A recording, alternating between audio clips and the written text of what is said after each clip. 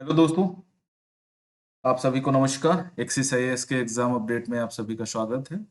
हम सभी को पता है कि हमारा प्रीलिम्स एग्जाम पीसीएस यानी यूपी पीसीएस का जो है वो 14 मई को है और आज 4 अप्रैल हो चुका है। तो इसका मतलब ये है कि 40 दिन हमारे पास पीसीएस के लिए बचे हैं। आईएएस की अगर बात की जाए तो इसका 28 मई को है और इसके लिए हमारे पास बचते हैं लगभग 54 डेज आज से।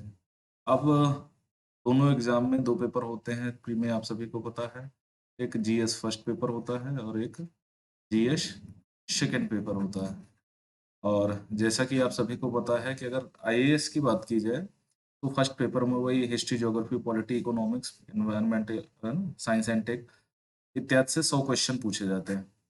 और बाकी जो सेकंड पेपर होता है आईएएस में, उसमें 80 क्वेश्चन पूछे जाते हैं और जनरली वो तीन रीडिंग कॉम्प्रिहेंशन से, मैथ और रीजनिंग से पूछे जा रहे हैं। आज जो हमारा चर्चा का विषय है यही तीन रहेंगे। और पीसीएस में अगर बात की जाए तो पीसीएस में इसमें हिंदी को, ठीक है, और कम्युनिकेशन स्किल्स को, और एक चीज और अगर बात की जाए इंटरपर्सनल स्किल्स को, इन तीनों को मिला दिया जाता है। तो वहां पर क्या होता है कि यहाँ पर 80 क्वेश्चन पूछे जाते हैं और वहां पर लगभग 100 क्वेश्चन के आसपास पूछे जाते हैं।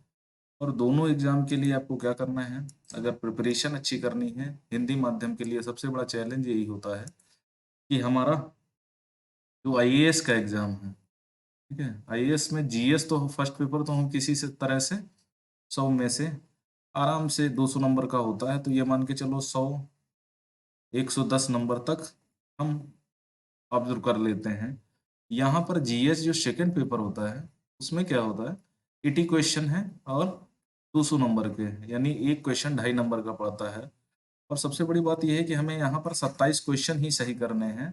लेकिन हिंदी माध्यम की अगर बात की जाए तो पर ईयर अगर 2.5 लाख लोग बैठते हैं, ठीक है, 2.5 लाख लोग बैठते हैं, तो उसमें से क्या होता है, 500 के आसपास, यानी ये रेशियो रहता है जो प्रीलिम्स एग्जाम क्वालिफाई करके मेंस के लिए जाते हैं।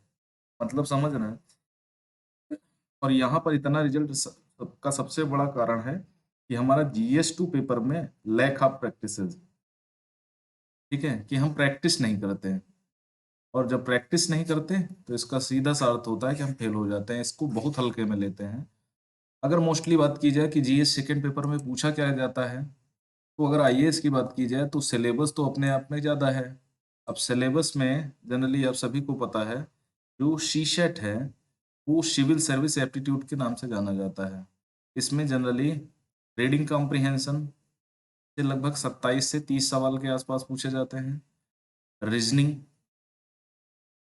ठीक है, रीजनिंग से लगभग 17-18 सवाल पूछे जाते हैं और बाकी सवाल मैथ सेगमेंट से आते हैं, ठीक है, लगभग 30 सवाल के आसपास, ओके, 30 सवाल पूछे जाते हैं।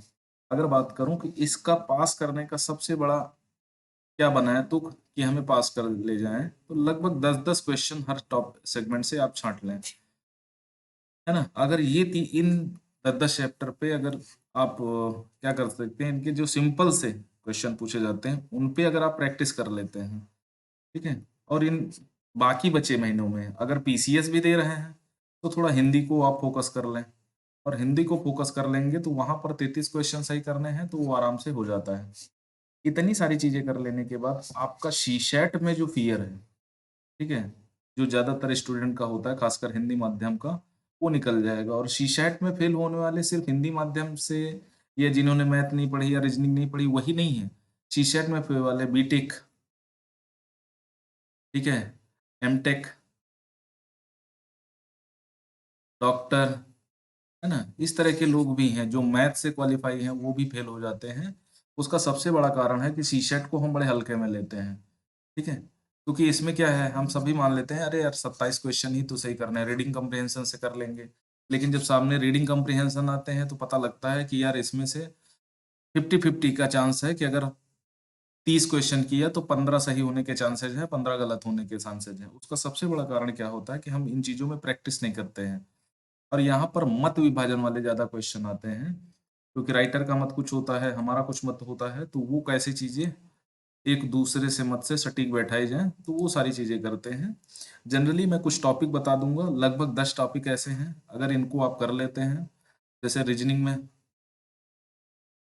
ठीक है, रीजनिंग में क्या है कि पजल के क्वेश्चन आते हैं, ठीक है, और इसमें स्टेटमेंट कंक्लूजन के, राइटिंग के लिए माफ करना बहुत अच्छी नहीं है, स्टेटमेंट कंक्लूजन के आते हैं, रैंकिंग, ठीक है, एंड शीटिंग अरेंजमेंट। बड़े सिंपल सिंपल से क्वेश्चन आते हैं, अगर इनको पकड़ना है, क्योंकि यहाँ पर क्या है ना, आपको प्रैक्टिस कर लोगे तो आराम से आपके ये हो जाएंगे।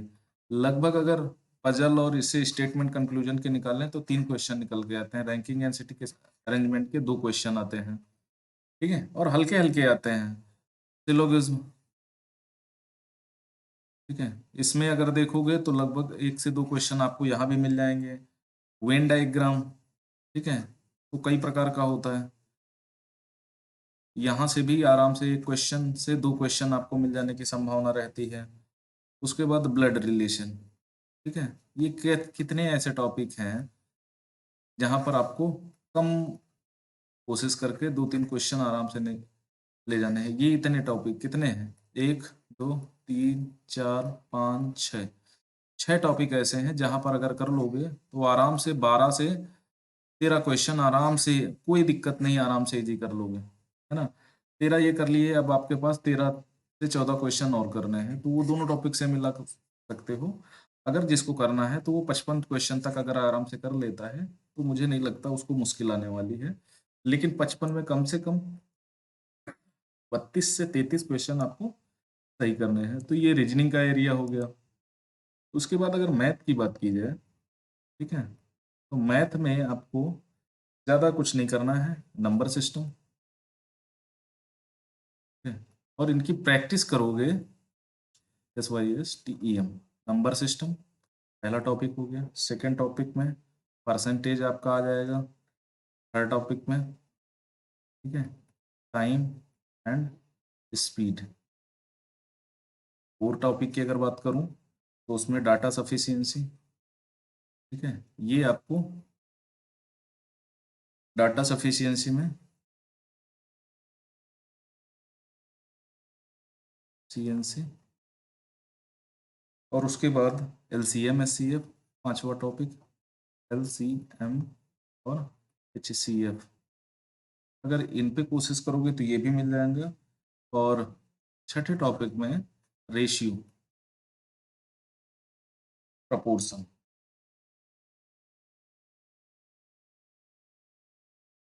ये इतने टॉपिक हैं, यानी 6 टॉपिक वो और 6 टॉपिक ये मिला करके 12 टॉपिक ऐसे हैं जहां पर से आपको लगभग 30 से 32 क्वेश्चन आराम से मिल जाने की संभावना है। और ये इतने टफ नहीं है जितना हम लोग सोचते हैं। इन पे क्या करना है, जो प्रीवियस ईयर के क्वेश्चन पेपर है और कोई सा भी एक मॉडल पेपर उठा लो जो CSET के लिए हो खासकर, और उनसे देख लो, तो यहाँ से ये 6 टॉपिक और रीजनिंग के 6 टॉपिक कर लोगे तो आपके लिए काफी बेनिफिशियल होगा। और जो CSET फियर है ना, सभी के लिए, क्योंकि अभी नहीं याद आ रहा होगा, जब मई महीना स्टार्ट होगा, ठीक है, तब आपको CSET का याद आएगा कि नहीं CSET करना है। कुछ लोगों को तो लास्ट, यानी जब 28 के बाद 20 के बाद याद आएगा, 20 जून के बाद, सॉरी 20 मई के बाद याद आएगा कि नहीं CSET भी करना है, और फिर प्रीवियस ईयर क्वेश्चन पेपर को वो रटने की कोशिश करते हैं। तो देखो होगा नहीं उससे, है, आप चाहे जितनी कोशिश कर लो उससे कुछ बेनिफिट निकलेगा नहीं, क्योंकि सीधी सी बात है ना कि जिसके लिए आपको थोड़ा प्रैक्टिस की आवश्यकता होती है वो कूद की नहीं है आपने। और मैथ, ठीक है, रीजनिंग, इसके लिए आपको चाहिए क्या है, प्रैक्टिस, ठीक है, कुछ फार्मूले और ज्यादातर प्रैक्टिस आपको करनी है, खासकर 12 एक्सरसाइज में, 12 नहीं आप 10 ही पकड़ के चलो, जहां से लगभग 30 क्वेश्चन पूछे जाते हैं, उन चीजों को कर लो। और आपको 100%, आई श्योरिटी के साथ कह रहा हूँ, ठीक है, 3-4 बार मैंने CSET पेपर को दिया है और हर बार मेरे CSET में कभी ऐसा नहीं हुआ है कि मैं CSET में 80 नंबर से कम लाया हूँ, है ना। बहुत अच्छी नहीं, ना तो मेरी बहुत अच्छी मैथ रही है, ना बहुत अच्छी रीजनिंग रही है। रीजनिंग मेरी अच्छी ठीक ठाक में थी, और मैथ मेरी बहुत कम मैंने फोकस किया है। और रीडिंग कॉम्प्रिहेंशन के लगभग 12 से 13 क्वेश्चन मैं छाट लेता था और उन्हीं पर प्रैक्टिस करता था, है ना। रीडिंग कॉम्प्रिहेंशन में देखो करना आपको क्या है कि जो आपको शब्द दिए गए हैं, सबसे पहले तो उन चीजों के आपको मीनिंग्स पता होना चाहिए। जैसे लॉजिकल क्या होता है ना, उससे कैसे बाहर निकलेंगे। उसके बाद इन्फेरेंस यानी निष्कर्ष क्या होता है, ठीक है। जैसे पहला शब्द दिया जाता है तर्कसंगत, ठीक है, तर्कसंगत। दूसरे शब्द की अगर बात करूं तो निष्कर्ष। और इनके इंग्लिश शब्द जैसे तर्कसंगत के लिए लॉजिकल का प्रयोग किया जाता है, निष्कर्ष के लिए इन्फेरेंस का प्रयोग किया जाता है। और एक शब्द निकल के आता है पूर्व धारणा, ठीक है। ये कौन सी वाला है, पूर्व धारणा में एजम्पशन होता है, इसको हम क्या बोलते हैं, एजम्पशन, ठीक है। उसके बाद रेशनल, रेशनल के बाद इसको विवेकपूर्ण बोलते हैं। और एक कभी कभी पूछ लिया जाता है मेन आइडिया, ठीक है, जिसको हम लोग संदर्भ बोल सकते हैं। तो ये सारी चीजें की जाती हैं। अब रीडिंग कॉम्प्रिहेंशन में सबसे पहला होता है पढ़ना। आप पढ़ो, जो भी आपको पैसेज दिया गया है उसको पढ़ना होता है। अब जनरली कभी कभी ऐसा होता है कि हमको वो पैसेज मिल जाते हैं जो पढ़े हुए हैं, है ना। जनरली बहुत रेयर केस में ऐसा मिलता है। और ज्यादातर पैसेज कहाँ से आते हैं, एनवायरमेंट एंड स्टडीज से आते हैं। लेख हैं वही पूछे जाते हैं, ज्योग्राफी से रिलेट करके लेख आते हैं। साइंस फिक्शन भी हो जाते हैं, ठीक है। इकोनॉमी से बेस करके हो सकते हैं, ऐतिहासिक पर्पज हो सकता है, लेकिन ज्यादातर आपको कहाँ से मिलेंगे, एनवायरमेंट एंड स्टडीज से मिलेंगे, है ना। तो इन चीजों के बारे में आपको पता होना चाहिए, तर्कसंगत, निष्कर्ष, पूर्व धारणा, रेशनल, मेन आइडिया, ये चीजें कैसे। देखो निष्कर्ष के लिए आपको प्रमाण फैक्ट पढ़कर एविडेंस करके निष्कर्ष आपको निकालना है, लेकिन पूर्व धारणा में कहाँ होता है, ठीक है। पूर्व धारणा में क्या होता है ना, जहां पर निष्कर्ष ना हो, ठीक है, जहां पर आपके पास कोई प्रमाण ना हो, कोई साक्ष्य उपलब्ध ना हो, तो वहां पूर्ण धारणा हम बनाते हैं कि ऐसा हो सकता था, ठीक है। और जनरली क्या होता है, जैसे हमारे पास कोई 2 बजे मिलने आया हमें, ठीक है, तो हम उससे क्या पूछेंगे, चाय तो नहीं पूछेंगे, ठीक है, क्योंकि हम मानते हैं कि वो सुबह का नाश्ता करके आया होगा, हम उससे क्या बोलेंगे, लंच। जैसे कोई रात के 10 बजे हमारे पास आया है, तो उसके हम डिनर के लिए पूछेंगे, ना कि लंच के लिए या चाय के लिए, ओके। तो इस तरह से अजम्पशन, हमें अनुमान होता है कि नहीं ये हो सकता है, ठीक है। तो ये सारी चीजें ऐसे निकाली जाती हैं। उसके बाद